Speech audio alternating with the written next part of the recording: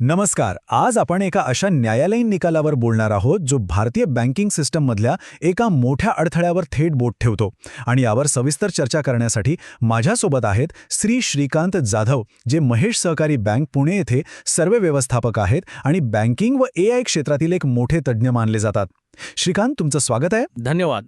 हा विषय खरंच खूप महत्त्वाचा आहे, कारण हा जो निकाल आहे ना, तो फक्त एका केसपुरता नाही आहे, तर तो संपूर्ण बँकिंग क्षेत्रात जबाबदारी म्हणजे काय याची एक नवी आणि अधिक कठोर व्याख्या करतोय.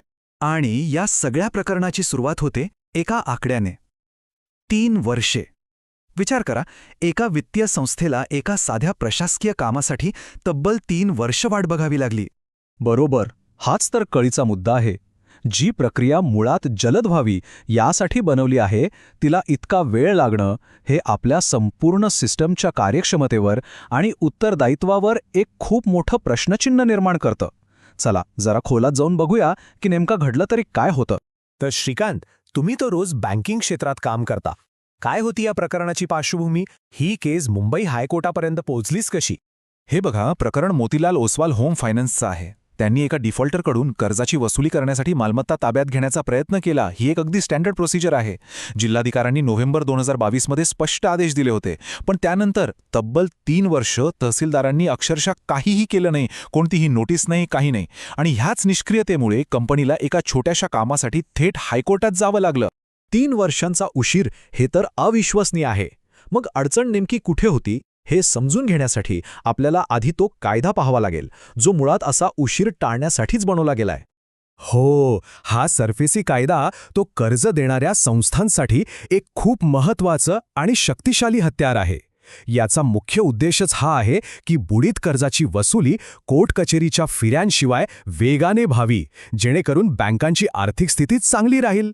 अगदी बरोबर. आणि या कायद्यातलं हे जे कलम 14 आहे, ही वसुली प्रक्रियेतली सगळ्यात महत्त्वाची पायरी आहे. कागदावर बघितलं तरी प्रक्रिया खूप सरळ आणि स्पष्ट दिसते, पण खरा अडथळा इथेच निर्माण झाला होता. म्हणजे नक्की काय झालं? झालं असं की कोर्टाची एक गंभीर गोष्ट लक्षात आली. ही काही एका अधिकाऱ्याची चूक नव्हती. ही होती संरचनात्मक प्रशासकीय अनुशासनहीनता. म्हणजे काय, तर जिल्हाधिकाऱ्यांच्या आदेशांकडे सर्रासपणे आणि पद्धतशीरपणे दुर्लक्ष केलं जात होतं. आणि याचे परिणाम तर खूपच गंभीर आहेत, नाही का?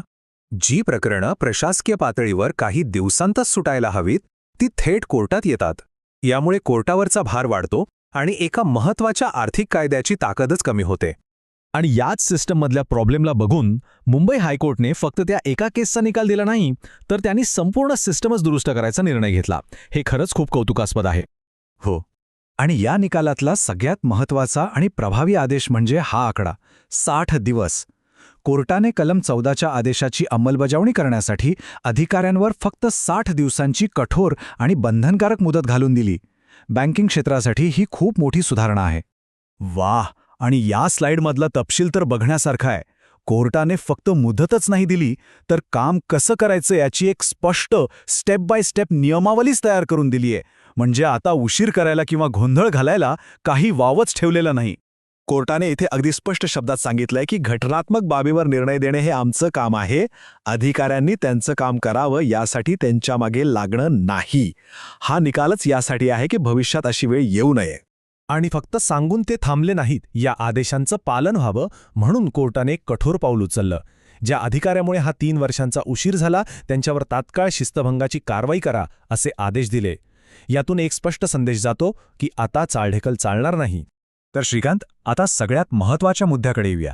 या निकालाचा संपूर्ण फायनान्शियल सेक्टरवर, विशेषतः बँकांवर प्रॅक्टिकली काय परिणाम होईल? ही आधी विरुद्ध नंतरची तुलना सगळं काही सांगते. आपण अनिश्चिततेच्या आणि दिरंगाईच्या सिस्टीममधून आता वेग, जबाबदारी आणि कार्यक्षमतेच्या सिस्टीममध्ये प्रवेश करतोय.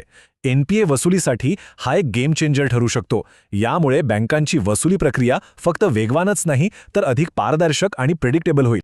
अगदी बरोबर. आणि जरी बँका या निकालाच्या सर्वात मोठ्या लाभार्थी असल्या, तरी ही स्पष्टता कर्जदारांनाही मदत करते, कारण त्यांना आता एका निश्चित आणि पारदर्शक प्रक्रियेची खात्री मिळते.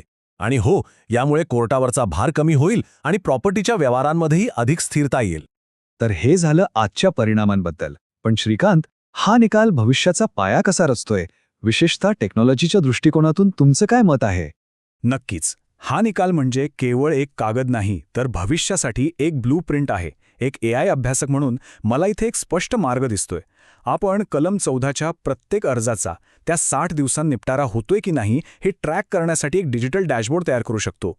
टेक्नॉलॉजी वापरून कोर्टांना दिलेल्या टाईमलाईनची अंमलबजावणी करणं आणि संपूर्ण प्रक्रियेत पारदर्शकता आणणं आता सहज शक्य आहे. आणि हाच एक शेवटचा आणि विचार करायला लावणारा प्रश्न आहे. अगदी आपण पाहिलं की एका निकालामुळे जबाबदारी कशी निश्चित होऊ शकते, पण त्याचा खरा वारसा तेव्हाच सिद्ध होईल जेव्हा हे नवीन नियम आणि तंत्रज्ञानाचा वापर संपूर्ण देशासाठी एक मानक बनेल.